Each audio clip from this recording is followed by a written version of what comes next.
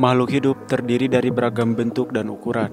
Banyak makhluk yang berukuran kecil hidup sebagai parasit pada makhluk lain yang ukurannya jauh lebih besar. Hal yang sama juga berlaku pada manusia yang tubuhnya kerap menjadi inang dari parasit-parasit kecil pemakan daging.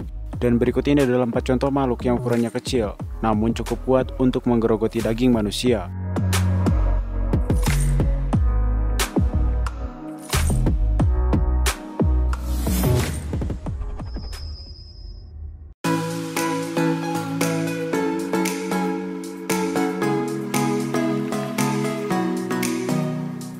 Bagi manusia, bakteri ibarat dua sisi mata uang.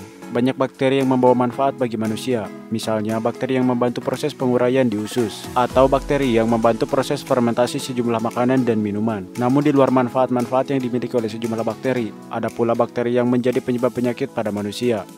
Bakteri grup A Streptococcus adalah contoh dari bakteri merugikan tersebut. Grup A Streptococcus masuk ke dalam tubuh manusia melalui luka.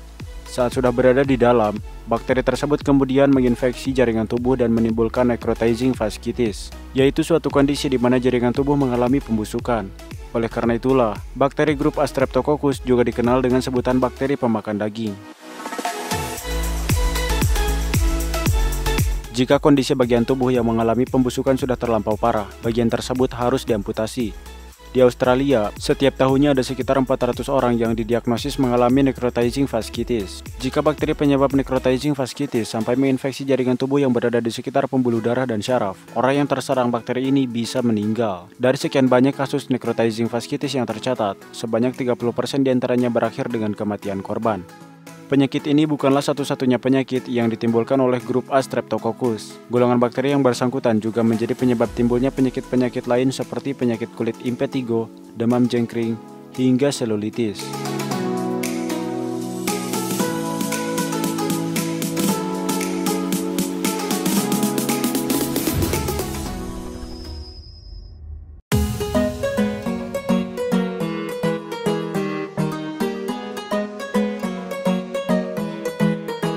Hampir semua laba-laba memiliki racun, namun hanya sebagian di antara mereka yang racunnya cukup kuat untuk membunuh manusia. Laba-laba dari jenis Loxosceles adalah contoh dari laba-laba yang racunnya berbahaya bagi manusia. Laba-laba ini memiliki persebaran habitat yang luas. Mereka dapat ditemukan mulai dari Australia hingga Amerika Serikat. Salah satu spesies laba-laba ini juga dikenal dengan nama laba-laba petapa coklat. Racun laba-laba umumnya merupakan racun jenis neurotoksin yang berfungsi memutus aliran gelombang pada jaringan saraf. Dampaknya, korban akan mengalami kejang-kejang dan kelumpuhan, sehingga lebih mudah dimangsa oleh laba-laba. Namun untuk laba-laba Loxosceles, racun yang mereka miliki juga memiliki efek nekrosis atau menimbulkan pembusukan pada jaringan tubuh korbannya. Saat seseorang terkena racun laba-laba Loxosceles, pada awalnya luka gigitannya hanya nampak seperti luka kecil. Namun setelah beberapa lama, luka bekas gigitannya akan membesar dan penuh dengan jaringan sel mati. Untungnya, pembusukan jaringan yang timbul akibat gigitan laba-laba Loxosceles tergolong sebagai hal yang langka. Dari sekian banyak kasus gigitan Loxosceles yang tercatat, hanya sekitar 10% diantaranya yang diikuti dengan kasus pembusukan jaringan di sekitar luka. Kalaupun ada seseorang yang lukanya mengalami pembusukan usai digigit laba-laba Loxosceles, bisa saja pembusukan terjadi bukan akibat efek racun laba-laba, melainkan akibat infeksi yang ditimbulkan oleh penyakit yang masuk melalui luka.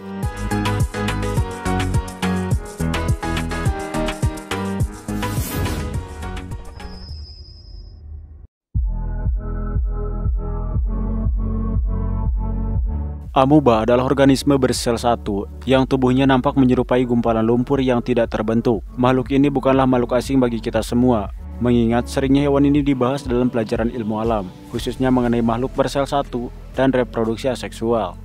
Namun tidak banyak yang tahu jika amuba juga menimbulkan kematian pada manusia. Amuba dengan kemampuan menakutkan tersebut adalah amuba dari spesies Naegleria fowleri. Amuba ini dapat ditemukan di seluruh dunia dan mendiami air tawar bersuhu hangat. Amuba Naegleria fowleri masuk ke dalam tubuh manusia korbannya melalui hidung. Di dalam rongga hidung, amuba tersebut akan merembes melalui membran sinus dan kemudian berkembang biak. Dari sana, amuba ini akan menyebar hingga sampai ke bagian otak dan kemudian memakan sel-sel otak. Saat seseorang terinfeksi Naegleria fowleri, orang tersebut akan mengalami penyakit yang dikenal dengan sebutan primary amoebic meningoencephalitis. Orang yang terserang penyakit ini akan mengalami gejala-gejala seperti pusing dan pembengkakan di bagian kepala. Jika penyakitnya tidak segera diobati, maka orang tersebut bisa meninggal.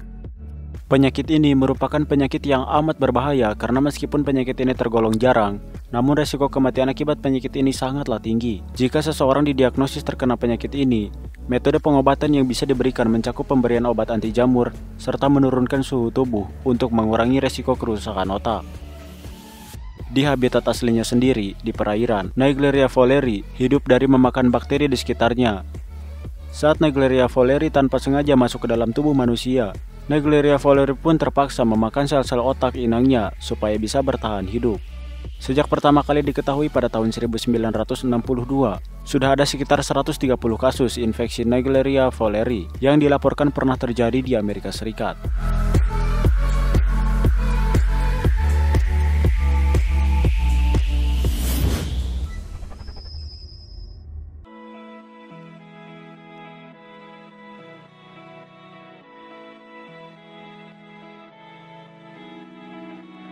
Lalat sudah lama dikenal sebagai hewan pemakan daging. Sebabnya tidak lain karena hewan ini kerap terlihat berterbangan di sekitar mayat manusia dan hewan yang sudah mati.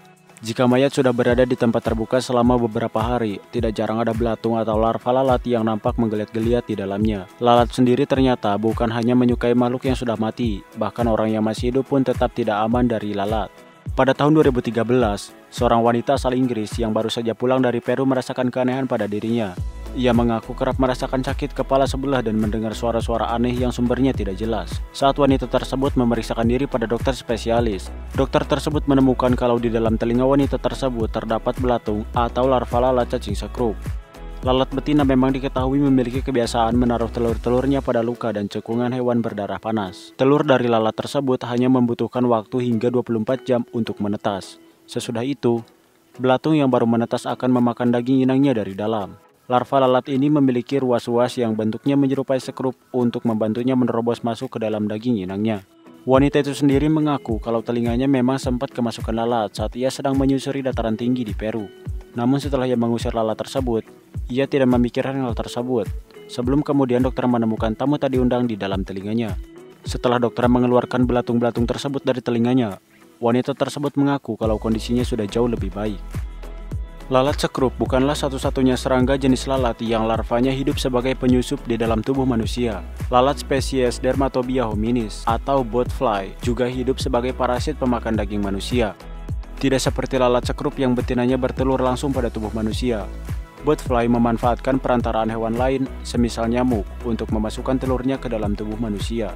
Saat nyamuk sedang menghisap darah manusia, telur-telur botfly yang ada di dalam tubuh nyamuk kemudian akan masuk ke dalam aliran darah. Telur tersebut kemudian akan menetas begitu merasakan panas tubuh inang manusianya. Seseorang yang tubuhnya kemasukan larva botfly akan mengalami frunzular miasis, suatu kondisi di mana bagian tubuhnya mengalami pembengkakan akibat adanya belatung yang berkumpul di lokasi tersebut.